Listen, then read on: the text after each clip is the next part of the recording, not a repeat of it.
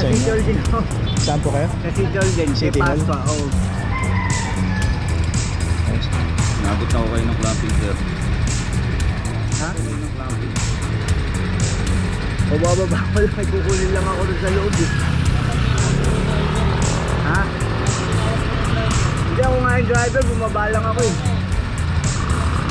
So, sabi ni sir, dapat tinatawag kayo yung driver. Ginawa niyo dito sa loob, sir. Labas na ako kami ron. Nabutan ho yung sakyan ninyo na ano.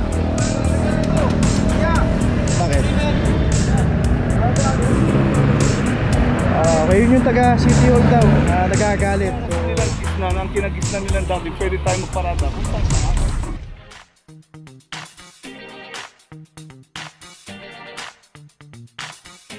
Papajo TV!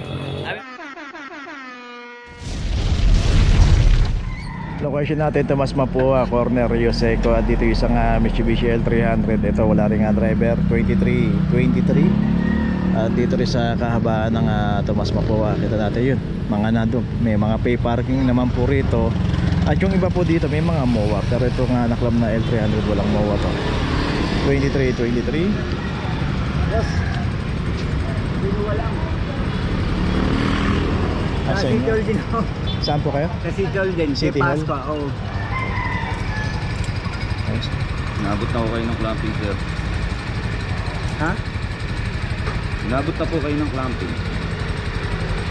O bababa ko lang. May kukunin lang ako doon sa loob eh. Ha? Hindi ako nga yung driver. Bumaba lang ako eh. So, sabi ni sir, dapat tinatawag kayo yung driver. Ginawa niyo dito sa loob, sir. Labas na ako kami ron. Nabutan ho yung sakyan ninyo na unattended po. Subject for clamping po, ha. Okay, so yun, naipaliwanag na tuloy na po. Meron pa pala rito. So yun, sabi nga ni sir, dapat daw tinatawag yung driver, yung isang nakikailam doon. Tapos ang bibilis daw. So kailangan pala slow motion ang galaw mo rito. So yung isang sasakyan dito, meron driver. Pero yan, sabihan nila ni team leader na alisin. Ay nako. Tapos yung isang Hilux dito, ito meron na rin clamp 2330, at ito meron na rin notice. So dito ata siya magpapagawa dito sa isang bilihan ng gulong. Pero yun nga, kasi may naklamp po rito. Dapat alisin po yan para. So ito yung isang Vios din, ito naklamp na 2407. Saka yung isang Nissan Sentra 2334. So dito yung mga inabutan na walang driver dito na naklam.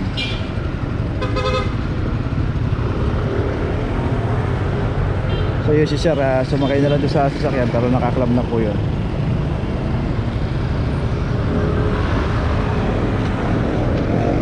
Okay, ito may notice na yung Sentra. At saka yung isa yung ginagawa doon sa Vios.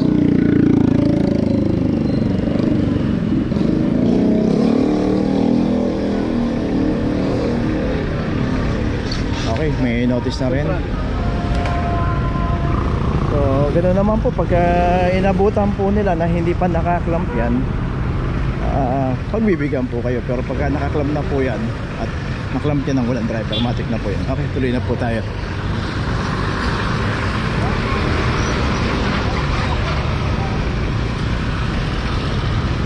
Okay, so ito yung may mga MOA raw. So yun nga, eto may MOA, may permit. Yung permit ito ang nag-i-issue po yung Manila City Hall. So doon po nanggagaling yan. Kaya pag may permit,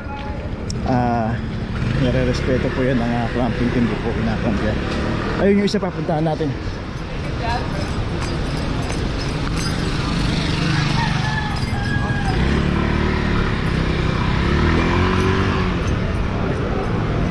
Isang adventure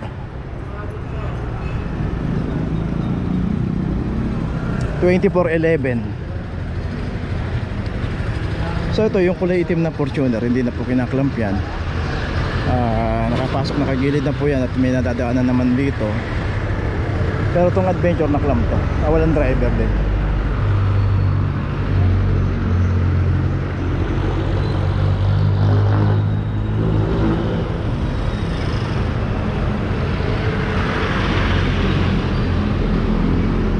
dito nga no, kita natin halos ang karamihang negosyo rito bilihan po ng mga gulong to. Kaya problema lang nila rito, halos sa karamihan po wala pong mga garahe. So dito lang gumagarahe sa kalsada. At wala rin mga permit. Ayun nga, may nakita tayo na mayroong permit doon at MOA. So kailangan nila pwede sila mag-apply for subject for approval. Tewal po ma'am. Ano po yan? O, si Tewal po. So yun, the rest, halos lahat ng naklab dito, mga walang driver naman, hindi nila inabutan.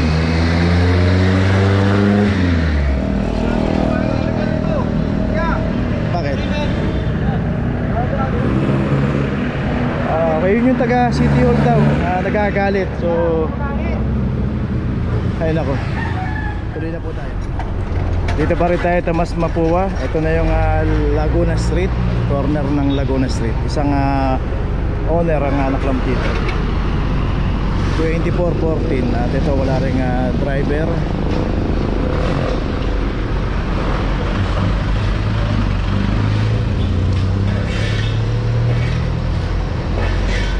So ulitin po natin ang operation po ng clamping. Random po yan. Dito kasi na po yung abot namin.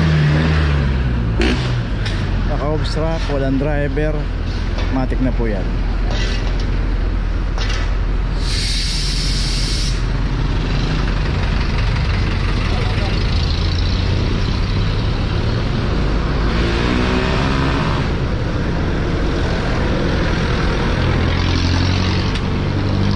Okay, itong owner meron na rin notice. Tuloy na po tayo. Okay, location natin Tomas Mapua, in between ng Laguna at Yuseco. Dito na may isang Toyota Innova. Ito wala ring driver. Dito nga inabutan pa ng clamping. Magdamag ng nakaparada at dumaan na po yung clamping dito at nandito pa rin nakaparada pa rin po yung mga sasakyan nila rito. Club number 2336.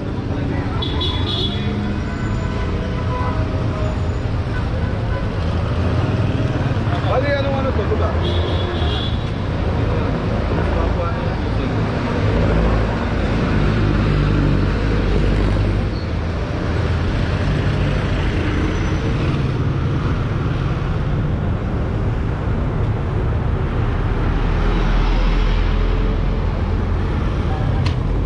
Okay, itong Innova na walang driver, may notice na rin. Tuloy na po tayo. Location natin Espanya Boulevard, corner in between ng Josepina Street at Lumin Street.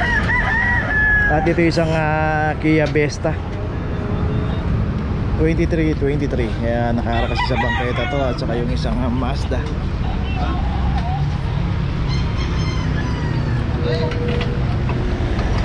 Okay, yung isang D-Max din dito.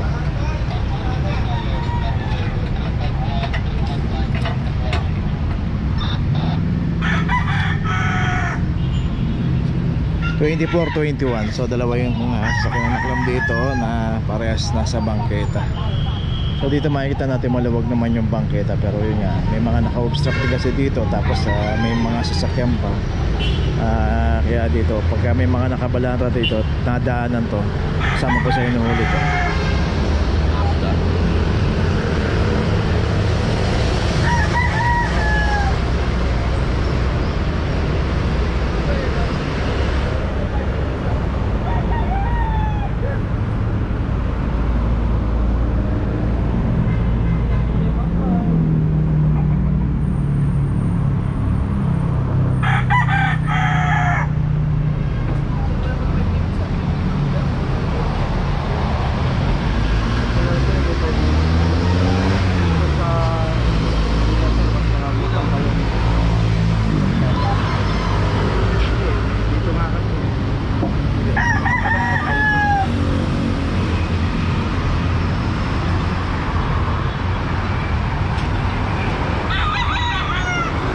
Itong Mazda meron na nga notice. Yun nga po yung 5 minutes rule na yun na hindi po umiiral dito sa clamping.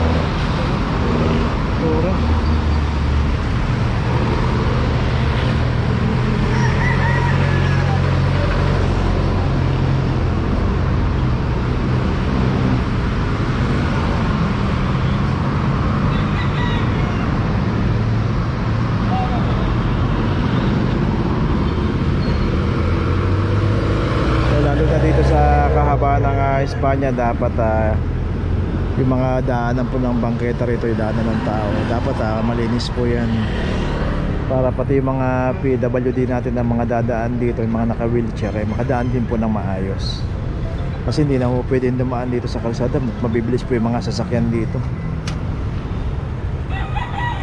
Okay, may notice na rin itong isang van dito, yung Kia Vesta. Okay, tuloy na po tayo. Location natin, Retiro Street, corner Basilio. At ito isang Suzuki Swift 2407.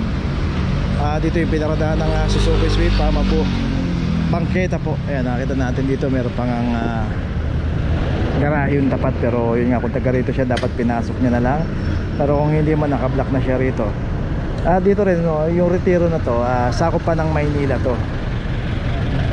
Paglakpas po dun sa may La Loma, Quezon City na po yan.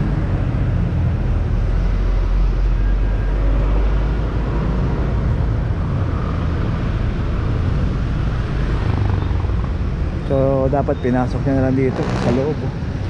Makita nga natin may nakasulat na dyan yung sa kantong-kanto na no parking, kasi pag pumarada ka dyan street corner na, mahirapan na pumasok yung mga papasok dyan.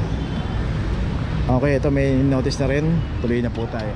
Location natin Blooming Street, corner Laon-Laan, at dito naman isang Honda Jazz. At ito wala rin driver. 2318. Dito naman sa kahabaan ng Blooming Street, mabuhay na po ito. Kung sino po yung aabutan din dito at walang driver, matik na po yan.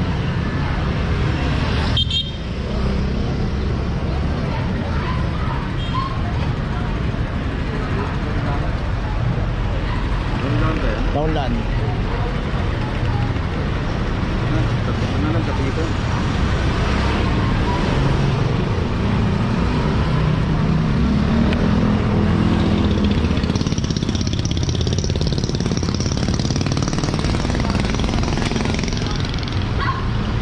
Okay, may notice na itong Honda Jazz. Tuloy na tayo. Okay, nandito na ngayon tayo sa opisina ng clamping, sa impounding dito sa Central. Dito na po nagtatapos ang ating vlog. Maraming salamat po sa mga subscriber, sa mga viewers, sa mga napadaan po sa ating channel. Maraming salamat po sa mga suporta nyo. Sa mga hindi pa po nakakapag-subscribe, subscribe na po tayo mga kabayan. Maraming salamat po. Mabuhay!